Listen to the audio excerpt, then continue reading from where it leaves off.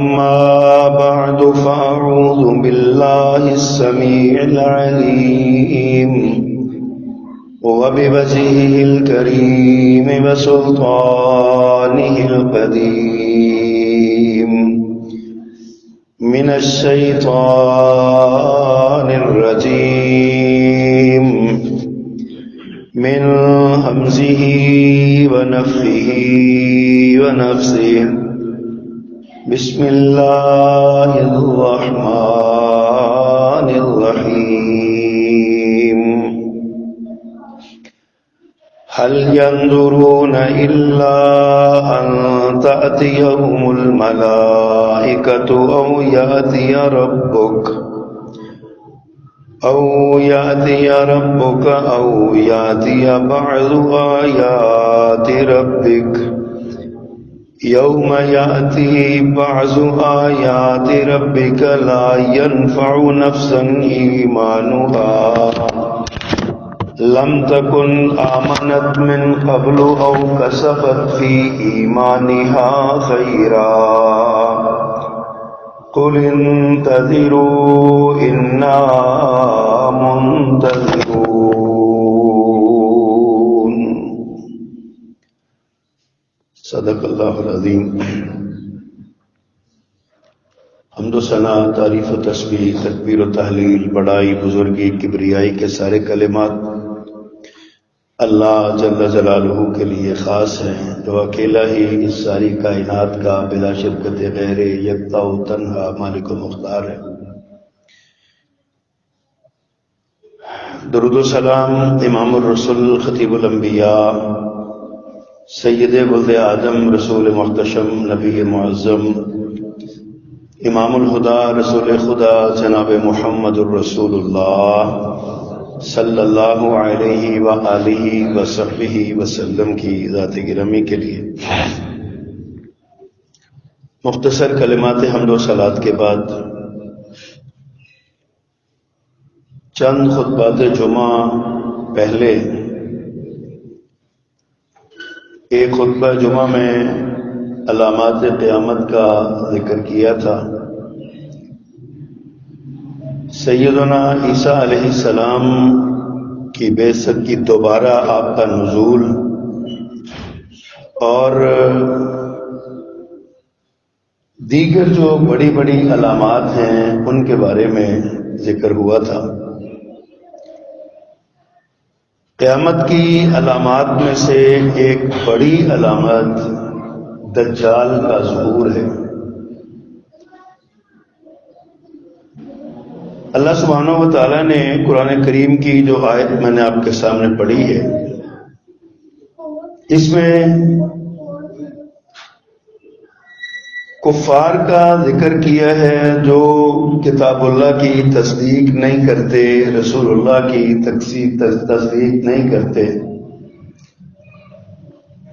ان کا ذکر چلتے چلتے اللہ فرماتے ہیں یہ صرف اس بات کا انتظار کر رہے ہیں کہ ان کے پاس فرشتے آئیں یا ان کا رب خود آئے یا کوئی بڑی نشانی بھیجے۔ فرمایا جب ان کے پاس تیرے رب کی کوئی بڑی نشانی آ گئی تو تب لا ينفع نفسا ایمانها، تب کسی نفس کو اس کا ایمان کوئی فائدہ نہیں دے گا۔ یعنی جب قیامت کا آغاز ہو جائے گا تو پھر ایمان لانے کا کوئی فائدہ نہیں ہوگا۔ صحابہ کرام کو بڑی اس بات کی تردد ہوتی تھی۔ ایک صحابی نے پوچھا متی الساعہ، اللہ کے پیغمبر قیامت کب آئے گی؟ تو آپ نے جواب میں ارشاد فرمایا ما اعددت لہا، قیامت تو آئی جانی ہے، تو یہ بتا تو نے اس کے لیے کیا تیاری کی ہے۔ اور وہ حدیث جبریل جس میں ایک لمبا سوالات کا سلسلہ ہے، حضرت جبریل لوگوں کو دین سکھانے کے لیے رسول اللہ صلی اللہ علیہ وسلم کے پاس آئے، بیٹھے، تو ان سوالوں میں سے بھی ایک سوال یہ تھا کہ قیامت کب آئے گی؟ تو پیارے پیغمبر صلی اللہ علیہ وسلم نے ارشاد فرمایا تھا کہ مل مسئول اعلم، من السائلی، اس قیامت کے بارے میں سوال کرنے والے سے زیادہ جس سے سوال کیا گیا وہ بھی نہیں جانتا کہ قیامت کب آئے گی مجھے نہیں پتا، آئے گی ضرور۔ تو پھر جناب جبریل نے سوال کیا تھا علیہ السلام، اس کی نشانیاں بتائیے، آپ نے نشانیاں بتائی۔ دیگر احادیث میں آپ نے جتنی بھی قیامت کی نشانیاں بتائی ہیں، چھوٹی نشانیاں 100 کے قریب ہیں، اور جو علامات کبریٰ ہیں ان میں 10 نشانیاں پڑی ہیں۔ ان 10 نشانیوں میں سے حضرت عیسیٰ علیہ السلام کا نزول، اور حضرت عیسیٰ علیہ السلام کے نزول سے پہلے دجال کا ظہور۔ دجال آئے گا اور وہ ایک اس انسانیت کے لیے بہت بڑا فتنہ بنے گا۔ نبی کریم صلی اللہ علیہ وسلم کی ایک حدیث سے آپ ارشاد فرماتے ہیں لا تقوم الساعة حتى تطلع الشمس من مغربها، قیامت اس وقت تک قائم نہیں ہوگی جب تک سورج مغرب سے طلوع نہیں ہوگا۔ فَإِذَا طَلَعَتْ مِن مَغْرِبِهَا، اور جب وہ مغرب سے طلوع ہو جائے گا، آمَنَ النَّاسُ كُلُّهُمْ أَجْمَعُونَ، تو پھر سب کے سب لوگ ایمان لائیں گے۔ آپ ارشاد فرماتے ہیں فَيَوْمَئِذٍ لَا يُنْفَعُ نَفْسًا إِيمَانُهَا، بس اس دن کسی نفس کا ایمان اس کو فائدہ نہیں دے گا۔ لم تکن آمنت من قبل، جو اس مغرب سے سورج کے طلوع ہونے سے پہلے ایمان نہیں لایا، او کسبت فی ایمانہا خیرا، یا اس کے ایمان میں کوئی خیر نہیں ہوگی، جو پہلے ایمان نہیں لایا اب اس کو کوئی فائدہ نہیں ہوگا۔ گویا قیامت کی نشانیوں میں سے ایک نشانی ہے سورج کا مغرب سے نکلنا، ایک نشانی ہے ایک دابۃ الارض کا زمین سے ایک بڑے جانور کا نکلنا، اور ایک نشانی ہے دجال کا ظہور ہونا، دجال کا نکلنا۔ حضرت عیسیٰ علیہ السلام کی آمد سے پہلے ہی آئے گا، تو اس کے بعد پھر کسی مومن، کسی آدمی کا ایمان لانا اللہ کے ہاں مقبول نہیں ہوگا۔ اب یہ دجال ایک علامت ہے، بہت بڑی علامت ہے، لیکن اس کا تعلق خبر غیب سے ہے۔ کب آئے گا، کیسے آئے گا، اس کا ظہور کب ہوگا، اس کے بارے میں کوئی پتہ نہیں ہے۔ عیسیٰ علیہ السلام کب آئیں گے اللہ کو پتہ ہے، قیامت کب آئے گی اللہ کو علم ہے، دجال کب ظاہر ہوگا یہ اللہ کو علم ہے، لیکن ہمارا کام ہے تسلیم کرنا، کیونکہ یہ رسول اللہ صلی اللہ علیہ وسلم نے فرمایا۔ ایمان باللہ کا تقاضا یہ ہے کہ جو رسول اللہ صلی اللہ علیہ وسلم نے فرمایا اس کو من وعن تسلیم کر لیا جائے۔ اب علامات دجال جب ہم دیکھتے ہیں تو بعض ایسی نشانیاں آپ نے بیان فرمائی ہیں کہ ان نشانیوں پہ غور کرتے ہوئے دنیا گمراہ ہو گئی، بڑے بڑے لوگ گمراہ ہو گئے اس بات سے۔ کسی نے کہہ دیا دجال ایک سسٹم کا نام ہے، کسی نے کہہ دیا دجال کسی شخص کا نام نہیں ہے، کسی نے دجال کو جس کی جتنی عقل تھی اس نے اس انداز میں دجال کا تعارف کروایا۔ نبی کریم صلی اللہ علیہ وسلم نے دجال کا تعارف ان الفاظ کے ساتھ کروایا، فرمایا ان مسیح الدجال، دجال مسیح دجال، مسیح کا معنی دو علماء نے ترجمے کیے ہیں، ویسے مجموعی طور پہ مسیح کے 50 تراجمے 50 ترجمے ہیں مسیح لفظ کے، لیکن سب سے زیادہ معروف دو ہیں۔ ایک مسیح کا معنی چلنے والا، سیر کرنے والا، سیاحت سے مسیح سیاحت کرنے والا، پھرنے والا۔ نبی کریم صلی اللہ علیہ وسلم کا فرمان ہے کہ مسیح 40 دن میں ساری دنیا پھرے گا، لیکن حدیث کے الفاظ ہیں کہ وہ 40 دن کیسے ہوں گے؟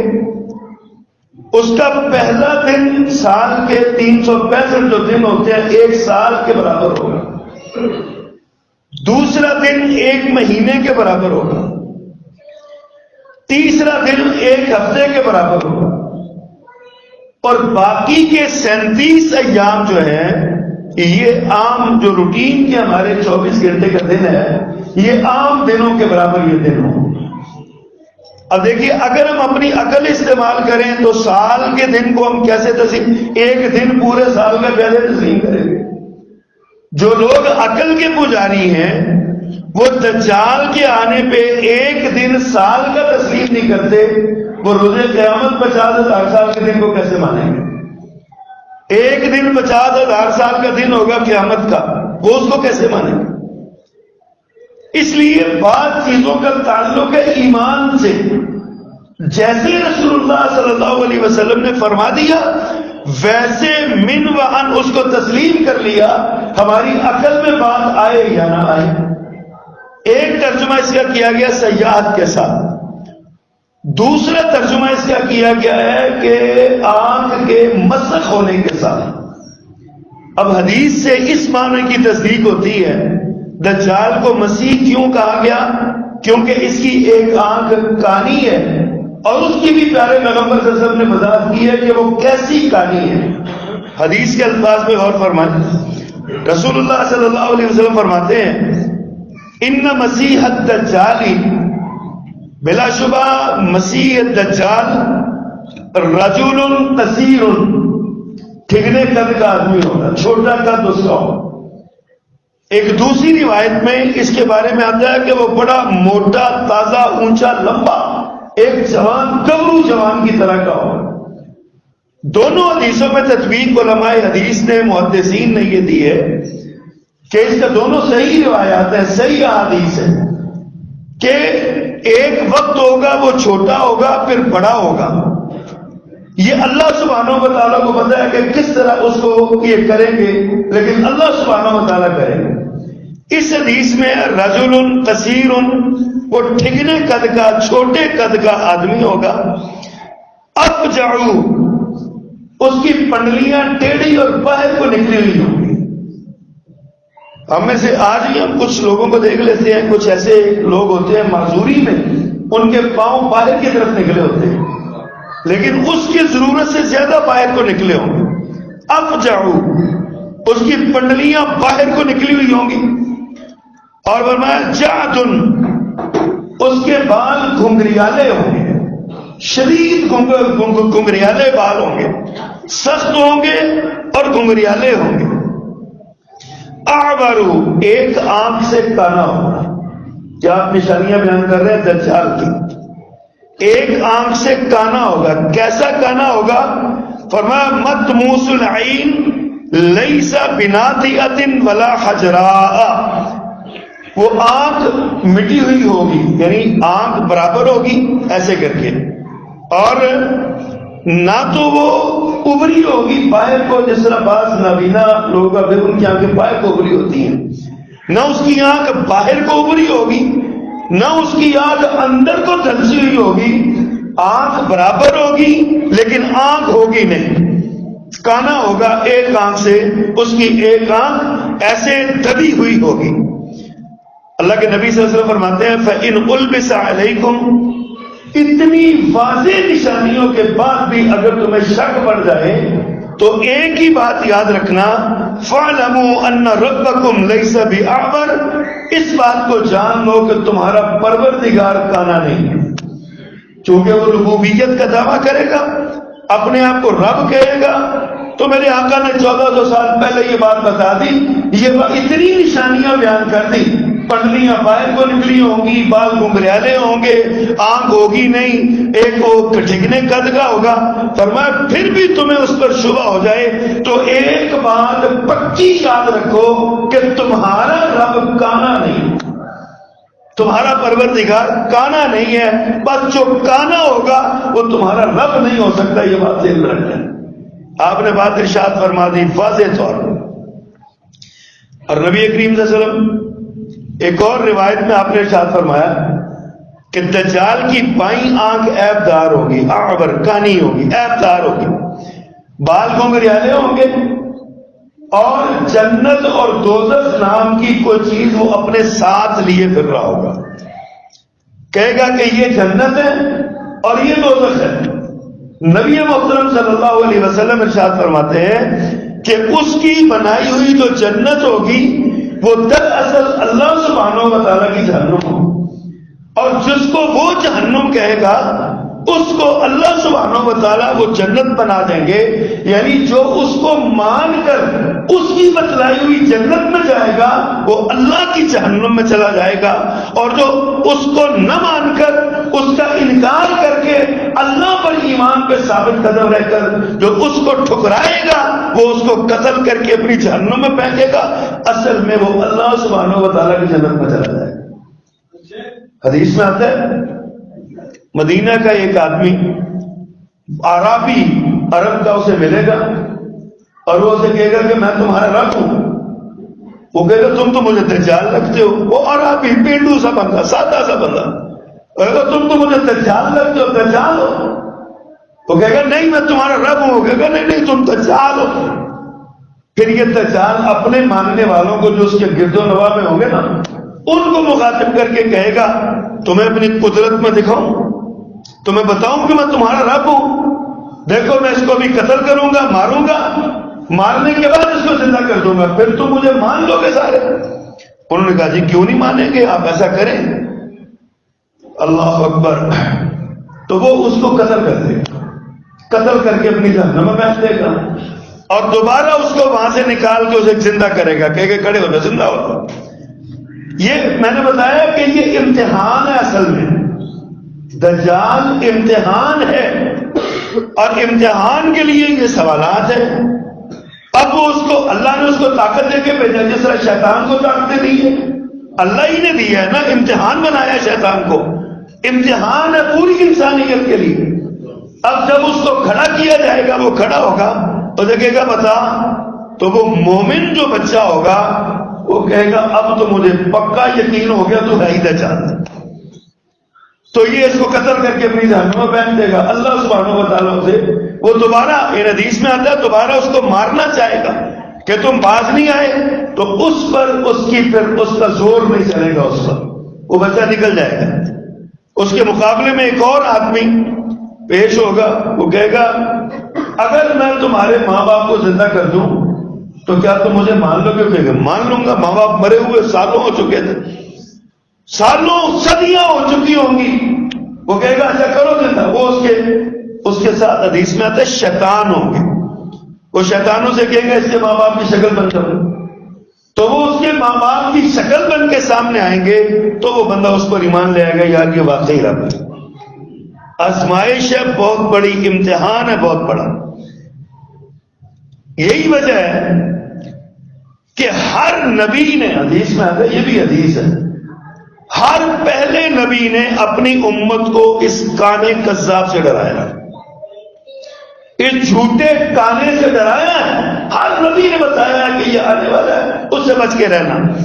آقا ارشاد فرماتے ہیں یاد رکھو وہ کانا ہے مگر تمہارا عزت اور جلال والا رب کانا نہیں، وہ کانا ہے اس کی آنکھ نہیں ہے، لیکن تمہارا عزت اور جلال والا رب کانا نہیں ہے۔ اور آپ نے ارشاد فرمایا کہ یہ وہ شخص ہے اس کی پیشانی پر نہ دونوں آنکھوں کے درمیان کاف فا اور را، یہ تین الفاظ لکھے ہوں گے جسے ہم کفر کہتے ہیں نا، کاف فا اور را، اس کی پیشانی پر لکھے ہوں گے، اور ہر شخص چٹا ان پڑھ جس کو حروف تہجی بھی نہیں آتے وہ بھی ان لفظوں کو پڑھے گا۔ کیسے پڑھے گا؟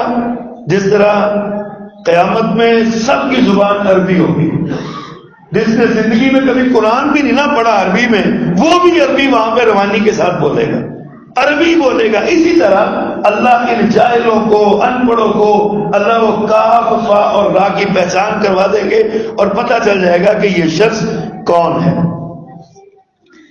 نبی مکرم صلی اللہ علیہ وسلم نے اس کا ذکر، اس کی اتنی فکر کی ہے اس کے بارے میں، اپنی دعاؤں میں آپ نے اللہ سے پناہ مانگی ہے۔ اس کی صحیح بخاری کی حدیث ہے، آپ دعا مانگتے تھے اللہم انی اعوذ بک من عذاب القبر، اللہ میں تجھ سے قبر کے عذاب سے پناہ مانگتا ہوں، مجھے قبر کے عذاب سے بچانا۔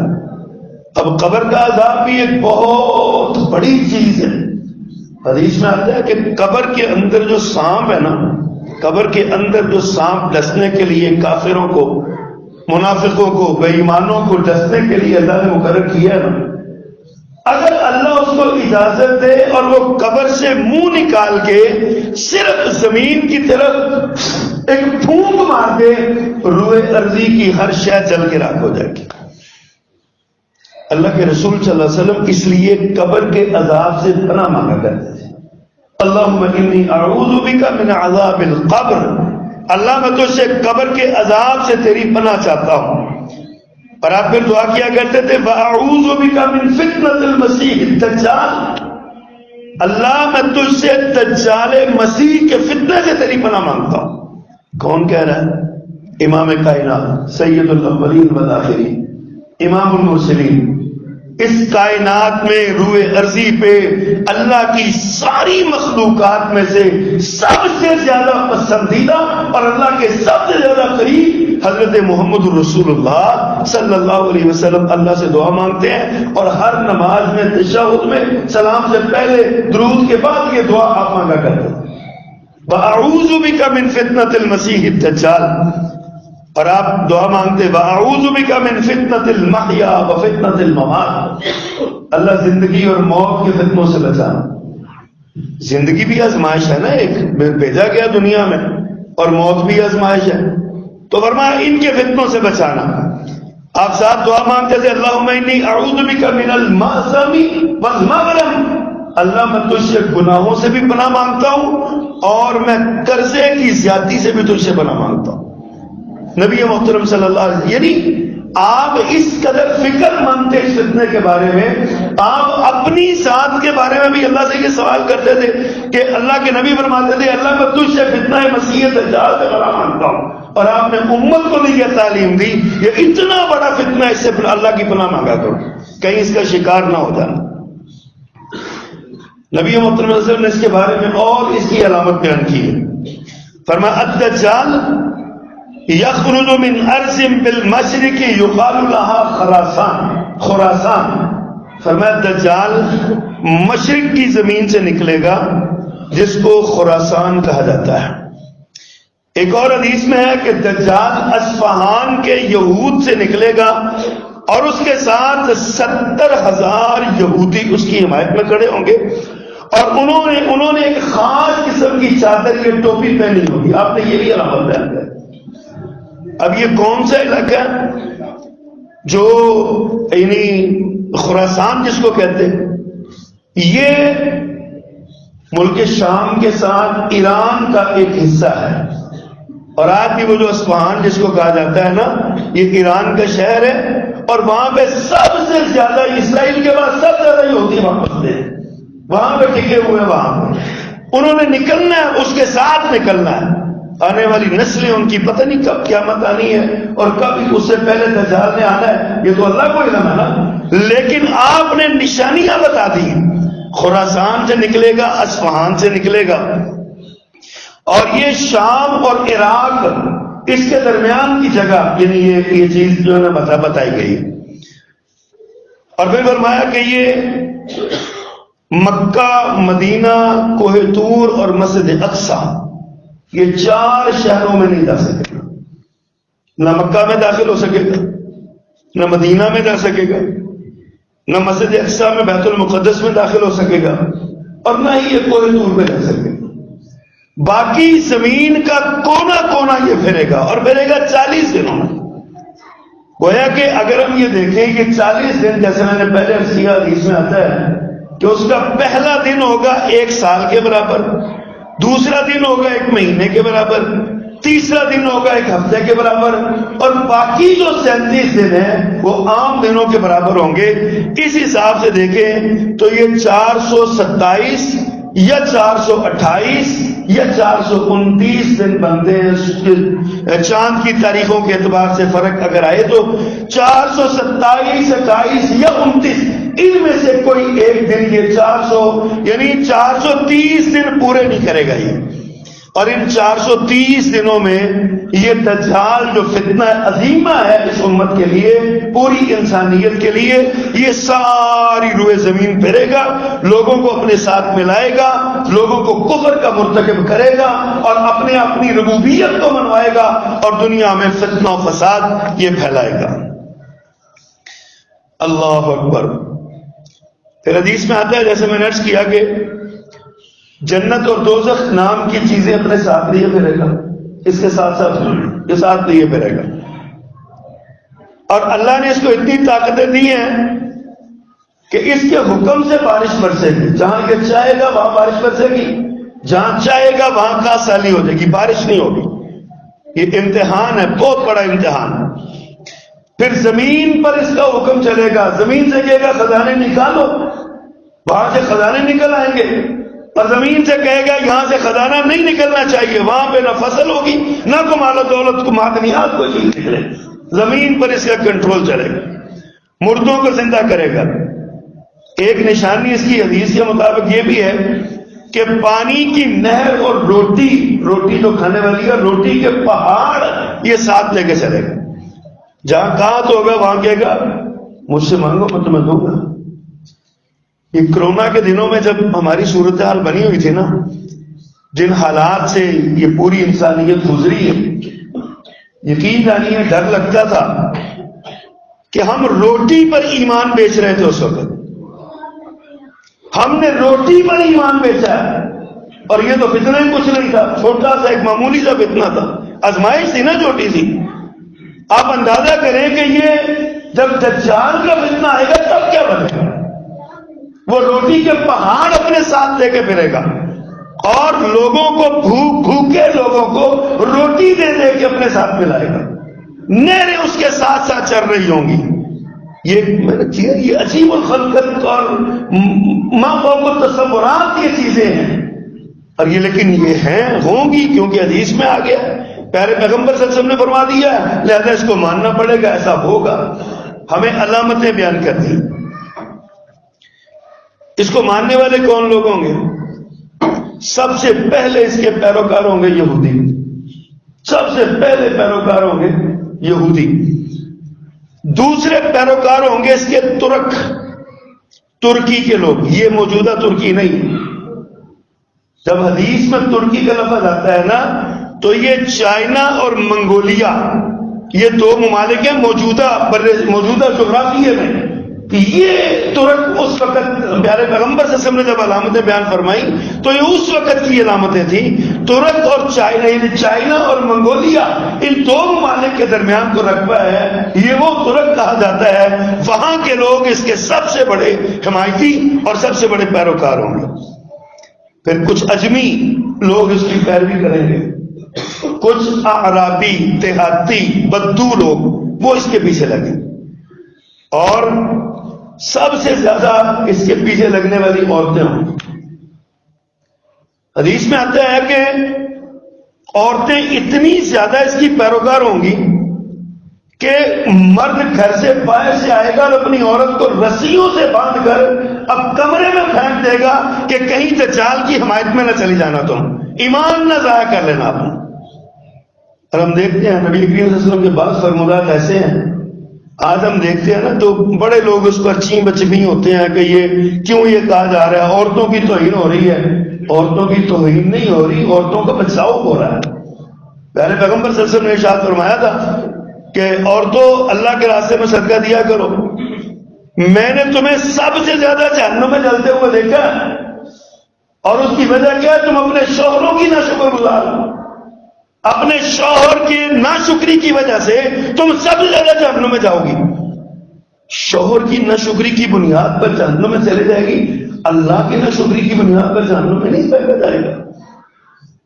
اور دجال جیسے فتنوں کی حمایت کرنا، اس سے بڑی اللہ کی ناشکری کیا ہو سکتی؟ تو فرمایا یہودی، ترک، اجمی، اعرابی اور عورتیں، یہ سب سے زیادہ یہ اس کی حمایت میں اس کے ساتھ کھڑے ہوں گے۔ اور اس کے مخالفین میں ایک تو عام اہل ایمان جن کو استقامت ہے، جو ڈٹے ہوئے ہیں مر جائیں گے، ایمان ضائع نہیں کریں گے. آج بھی دنیا میں موجود ہیں، ہر دور میں رہے ہیں، ہر دور میں رہے ہیں. حضرت عمر رضی اللہ تعالیٰ عنہ کے دور میں عبداللہ رضی اللہ تعالیٰ نے ایک صحابی ہیں، وہ رومی، اس نے پکڑ لیا، گرفتار کیا. اس نے کہا کہ ٹھیک ہے، اگر تم عیسائیت قبول کر لو تو میں تمہیں چھوڑ دیتا ہوں، چھوڑ ہی دوں گا، آدھی سلطنت کا وارث بناؤں گا اور اپنی بیٹی کی شادی بھی تم سے کر دوں گا. اب یہ بہت بڑی آفر ہے، ہمیں تو روپیہ 10 لاکھ دے تو ہم شاید چھوڑنے کو چلے تیار ہو جاتے ہیں.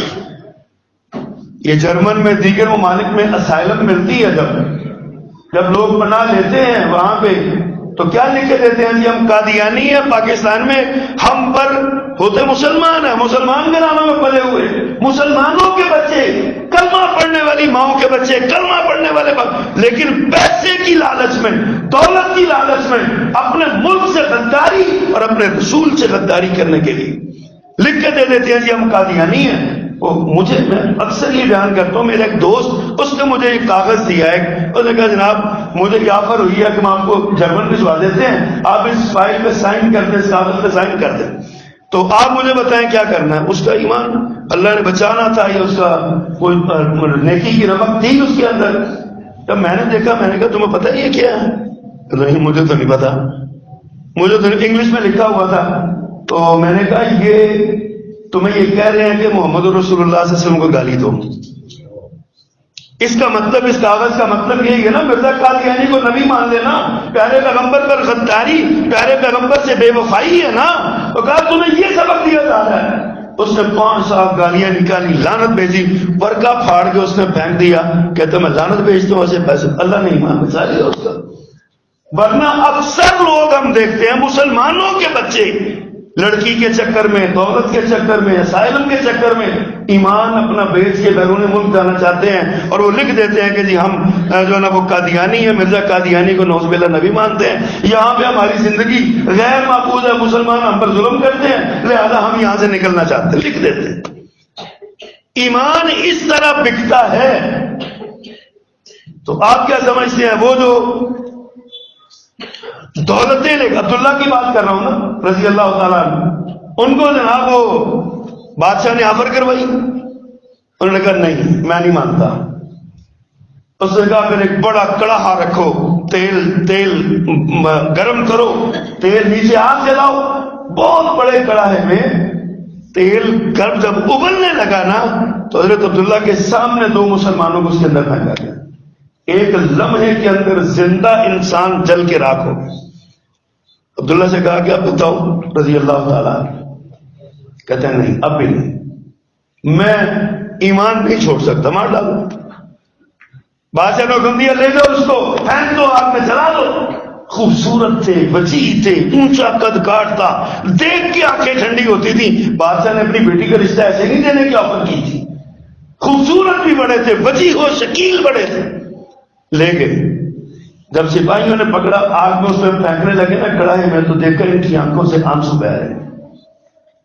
دوڑ کے بتایا بادشاہ کوئی رو رہا ہے. بادشاہ سمجھنے لگتا ڈر گیا موت سے، پلٹ کے لائے، کہا روتے کیوں؟ میری آفر ابھی بھی برقرار ہے، صرف مذہب عیسائیت قبول کر لو، بیٹی کا رشتہ بھی دوں گا، آدھی سلطنت میں شریک بھی کروں گا، چھوڑ بھی دوں گا. کہا نہیں میں نہیں مانتا. کہا روتے کیوں؟ فرمایا روتا تو اس لیے ہوں، اللہ کے راستے میں جان قربان کرنے کا وقت آیا تو جان نہیں کیا میرے پاس. کاش کہ میرے جسم کے جتنے بال ہیں اتنی جانیں ہوتی، ایک ایک کر کے قربان کر دیتا. پھر بھی سمجھتا کہ حق ادا نہ ہوا. بادشاہ اس بات سے بڑا متاثر ہوا، کہتا اچھا یار کو میری بھی رحم دے تھوڑی سی، میں ضد لا بیٹھا، اتنا سا کر تو میرے ماتھے کا بوسہ دے دے، میں تمہیں چھوڑ دیتا ہوں. حضرت عبداللہ سیانے بڑے تھے، کہتے نہیں میرا بھی سودا ہے، مینو ہی نہیں چڑھنا، میرے ساتھیوں کو بھی چڑھنا. اور میں کہا چھوڑ دوں گا بس یہ میرے پاس، میں اپنی قوم کو تو منہ دکھانے والا بنوں کہ اس نے میرے ماتھے کا بوسہ لیا. حضرت عبداللہ نے بوسہ لیا، سب کو اس سے وعدے کے مطابق چھوڑ دیا. امیر المومنین عمر فاروق کے پاس آیا، قصہ سنایا. مجلس میں بیٹھے تھے مسجد نبوی میں، عبداللہ تیری قسمت کا کیا کہنے. امیر المومنین اٹھتے ہیں، کہتے ہیں سارے مجلس کے لوگ اس کے ماتھے کا بوسہ لو، یہ جان قربان کر کے آیا ہے، ایک حساب سے ایمان بچایا اس نے. یہ بڑا سیانا ہے، آپ نے سب سے پہلے بوسہ لیا۔ تو عرض کیا سب سے پہلے اس سے بچنے کے لیے، فتنے سے بچنے کے لیے استقامت دین پر اپنی اولادوں کو سکھائیں، اپنے آپ کو سمجھائیں۔ مر تو جانا ہی ہے، جو کفار کی چال سے بچ جائیں گے، کیا بچ جائیں گے؟ وہ مریں گے نہیں، 10 سال اور جی کے مر جائیں گے، نعوذ باللہ ایکسیڈنٹ میں مر جائیں گے، بیماری کے ساتھ مر جائیں گے، کینسر ہو جائے گا نعوذ باللہ۔ اور یہی جان اگر رب کے راستے میں قربان ہو جائے تو اس سے بڑی سعادت کیا ہے؟ ایمان پر استقامت۔ اور دوسرا اس سے بچنے کا طریقہ یہ ہے کہ اپنے اس دجال کا تعارف اور اس کی علامات کا علم ہونا چاہیے۔ دجال کے بارے میں پتہ ہونا چاہیے کون، علامات کا علم ہونا، ہمیں ضرورت ہی نہیں۔ ہمارا حال پتہ کیا ہے؟ سورج گرہن لگتا ہے نا تو ہم سارے نا وہ اد سے لے کے کھڑے ہو جاتے ہیں سورج گرہن دیکھنا ہے۔ وہ جو اللہ کا عذاب کی علامت ہے اس سے پناہ مانگو، قبروں میں چھپ جاؤ، سجدوں میں گر جاؤ، صلاۃ الخسوف پڑھو، گرہن کی نماز پڑھو، اللہ سے توبہ کرو۔ ہم وہ شیشے لے کے کھڑے ہو جاتے ہیں، ہم دیکھیں تو صحیح سورج گرہن کیسا ہوتا ہے۔ اسی طرح کوئی آپ سے کہہ دینا کہ وہ فلاں جگہ پہ دجال بیٹھا ہے، سارے دنیا کے کیمرہ مین ادھر بھاگ جائیں گے، دجال دیکھیں دجال دیکھیں۔ یہ بھی حدیث میں آتا ہے ایک بندہ دجال دیکھنے جائے گا اور اس کے فتنے کا شکار ہو جائے گا۔ اس کی علامتوں کا پتہ ہونا چاہیے، اس کا تعارف ہونا چاہیے۔ تیسری بات، اللہ سے مدد کا سوال کرنا چاہیے۔ اللہ کی مدد کے بغیر کچھ نہیں ہو سکتا۔ اللہ سے سوال کرنا چاہیے کہ یا اللہ ہمیں اس سے بچانا۔ پھر میرے پیغمبر نے سورۃ کہف کی تلاوت کا حکم دیا۔ 3 روایات ہیں۔ ایک روایت میں ہر جمعے کو ساری سورۃ کہف پڑھو، دوسری میں اس کی جس نے پہلی 10 آیات یاد کر لی، تیسری میں جس نے آخری 10 یاد کر لی، ایک روایت میں جس نے سورۃ کہف کی 10 آیات جنرلی کوئی بھی درمیان میں سے پہلے یا آگے یا پیچھے، فرمایا جو سورۃ کہف کی 10 آیات یاد کرے گا اللہ تعالیٰ اس کو دجال کے فتنے سے بچا لے گا۔ ہر جمعے کو جو سورۃ کہف پڑھے گا اللہ دجال کے فتنے سے بچا لے گا۔ سورۃ کہف میں کیا ہے؟ مال کا فتنہ، علم کا فتنہ، اسی طرح بادشاہت اور ایمان کا فتنہ۔ 4 فتنوں کے بارے میں سورۃ کہف کے اندر اللہ تعالیٰ نے ذکر فرمایا، ان سے بچنے کا طریقہ بتایا۔ اور دجال جو ہے نا یہ ان 4 فتنوں کے ساتھ آئے گا۔ بادشاہت اس کے پاس ہوگی، اپنا ایمان وہ کہے گا، مال و دولت اس کے پاس ہوگا، اور علم چاہے جعلی صحیح، علم کا بھی وہ اشارہ کرے گا کہ میرے پاس بڑا علم ہے۔ تو ان 4 فتنوں کے ساتھ آئے گا۔ میرے آقا نے فرمایا جو سورۃ کہف پڑھے گا جمعہ والدین فتنہ دجال سے بچا لیا جائے گا۔ اور اس سے بچنے کا ایک طریقہ اور بھی ہے کہ حرمین میں پناہ لے لی جائے۔ مکہ اور مدینہ میں بندہ جا کے بس جائے، وہاں پہ نہیں جائے گا۔ یہ مکے اور مدینے والے بچ جائیں گے اس سے۔ اور مدینہ تو پھر ہے ہی ایسی ٹھنڈی زمین نا۔ میرے آقا نے فرمایا تم میں سے جو مدینے مر سکتا ہے نا اسے مدینے مرنا چاہیے۔ جو مدینے رہ سکتا ہے، قیام کر سکتا ہے، موت کا انتظار کر سکتا ہے، بس وہ چاہیے مدینے مر جائے، مدینے رہے۔ مدینے میں مرنے والے قیامت کے دن بڑی بڑی آزمائشوں سے بچ جائیں۔ فتنہ دجال سے بھی حرمین، مکہ مکرمہ ہو، مدینہ منورہ ہو، بیت المقدس، مسجد اقصیٰ ہو، کسی جگہ پہ حرم یہ فتنہ یہ دجال نہیں پہنچائے، وہاں پہ پناہ لینی چاہیے۔ اللہ اکبر۔ پھر آپ نے ارشاد فرمایا دجال کی موت جو ہے نا یہ بیت المقدس کے قریب باب اللد ایک نامی قصبہ ہے، اس قصبے میں حضرت عیسیٰ علیہ السلام جب اتریں گے نا، وہ پہلے ذکر کر چکا ہوں چند جمعہ پہلے حضرت عیسیٰ علیہ السلام کا اس سفید مینارے پہ اترنا ملک شام کے، تو وہاں سے پھر وہ کہیں گے یار لڑتے نہیں ہو تم اس کے ساتھ؟ وہ کہیں گے وہ تو جن ہے جی، جن، ہم اسے نہیں لڑ سکتے، ہم کیسے لڑیں گے؟ پھر نماز کا وقت ہوگا، فجر کی نماز کا وقت ہوگا، لوگ کہیں گے حضرت نماز پڑھائیے، فرمائیں گے میں امام بن کے نہیں آیا، میں امتی بن کے آیا، میں امتی بن کے آیا۔ آپ پھر نماز پڑھیں گے اس وقت کے امام کے پیچھے، اور پھر ایک لشکر لے کے نکلیں گے باب اللد پہ، اس کا سامنا ہوگا دجال کا سیدنا عیسیٰ علیہ السلام کے ساتھ۔ اور جب یہ عیسیٰ علیہ السلام کو دیکھے گے نا، نظریں ملیں گی، تو یہ بھی معجزہ ہے کہ حضرت عیسیٰ علیہ السلام کی سانس کی خوشبو جہاں تک پہنچے گی سارے یہودی مرتے جائیں گے، جس تک پہنچے گی مر جائے گا، بچے تلوار اڑانے کی ضرورت نہیں۔ دجال کے بارے میں آتا ہے عیسیٰ علیہ السلام کی آنکھوں سے آنکھیں ملیں گی تو ایسے گھلنے لگ جائے گا جیسے نمک پانی میں گھل جاتا ہے، نمک کا ٹکڑا پانی میں ڈالیں جیسے وہ گھل جاتا ہے نا، اس طرح یہ گھلنے لگے گا. لیکن حضرت عیسیٰ علیہ السلام آگے بڑھ کے تلوار کا وار کریں گے اور اس کی گردن اڑا کے رکھ دیں تو یہ مر جائے گا. نبی مکرم صلی اللہ علیہ وسلم آخری بات جو میں کہنا چاہتا ہوں، صحابی کہتے ہیں ایک دن ہم بیٹھے تھے تو ذکر کر رہے تھے دجال کا، دجال کے بارے میں باتیں کر رہے تھے. پیارے پیغمبر تشریف لائے، آپ یہ میرے اور آپ کے لیے ہے، صرف قصہ دجال کا کہانی ہے نا سنیں، سبق کیا ہے سونے. نبی صلی اللہ علیہ وسلم فرماتے ہیں، صحابہ کرام کہتے ہیں کہ ہم دجال کا ذکر کر رہے تھے، کیسا ہوگا، کب آئے گا، کیا علامتیں ہیں، کیا باتیں ہیں. آپ نے پوچھا کیا کر رہے ہو، انہوں نے بتایا. تو آپ ایک ساتھ فرماتے ہیں میں اس دجال کے فتنے سے بڑی تمہیں خبر نہ دوں جو اس سے بھی بڑا فتنہ تمہارے لیے. اب صحابہ کرام الرٹ ہو گئے، پتہ نہیں اس سے بڑا فتنہ کیا ہو سکتا ہے، اس کے آنے سے پہلے جس سے واسطہ پڑ سکتا ہے. مجھے بھی اور آپ کو بھی یہ عام ہمارے معاشرے کی برائی ہے جس کی طرف پیارے پیغمبر نے فرمایا. نبی محترم صلی اللہ علیہ وسلم نے ارشاد فرمایا کہ وہ فتنہ ہے ریاکاری کا. ایک بندہ نماز پڑھتا ہے لیکن اللہ کے لیے نہیں پڑھتا، لوگوں کو دکھانے کے لیے پڑھتا ہے. ایک بندہ صدقہ دیتا ہے لیکن لوگوں کے لیے، لوگوں کو دکھانے کے لیے دیتا ہے. میری سخاوت کی دھوم مچ جائے، میری امانت کا روک پڑ جائے، میری دولت کا شورا ہو جائے، تو یہ صدقہ دیتا ہے. وہ ریاکاری، یہ شرک خفی ہے. آپ نے ساتھ فرمایا مجھے تم پر اس فتنے دجال کے فتنے سے بھی زیادہ اس بات کا ڈر ہے.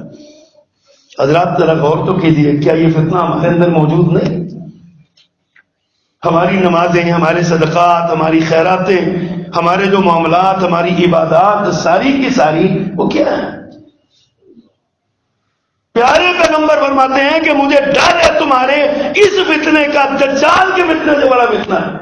دجال سے تو جب ملیں گے تب ملیں گے نا، اگر فوت ہو گئے تو ہم فارغ ہو گئے. دجال کا سامنا تو انہیں سے ہوگا جو اس وقت موجود ہوں گے. لیکن یہ ریاکاری کا فتنہ تو ہمارے درمیان اب بھی موجود ہے. میرے آقا نے فرمایا مجھے اس کا ڈر ہے. اور دوسری آپ نے بات ارشاد فرمائی کہ گمراہ قائدین کا ڈر ہے. حکمران ہوں، قائد ہوں، جماعتوں کے سربراہ، محلے کے سربراہ، کونسلر ہے، کوئی چیئرمین ہے، کوئی ایم این اے ہے، کوئی ایم پی ہے. فرمایا ان کی بھی، یہ گمراہ لوگ ہیں نا تو یہ اپنی قوم کو اپنے پیچھے گمراہ کر لیں گے. مجھے ان کا بھی ڈر ہے. دجال کے فتنوں سے بڑے فتنے ہیں یہ، چالاکی، چتر، عیاری، زبان درازی، ان کے ساتھ یہ سارے معاملات جو ہے نا وہ کریں. تو حضرات گرامی دجال کے بارے میں آگاہ رہیے، معلومات رکھیے.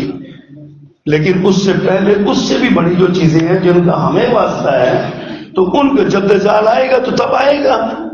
ابھی تو اس کی علامتیں پوری نہیں ہیں، شاید ہم اپنی زندگیوں میں نہ دیکھ سکیں اس کو، اور اللہ کرے کہ ہم نہ ہی دیکھیں. ہم کیوں اس امتحان میں پڑے؟ اللہ ہمیں امتحانوں سے محفوظ فرمائے.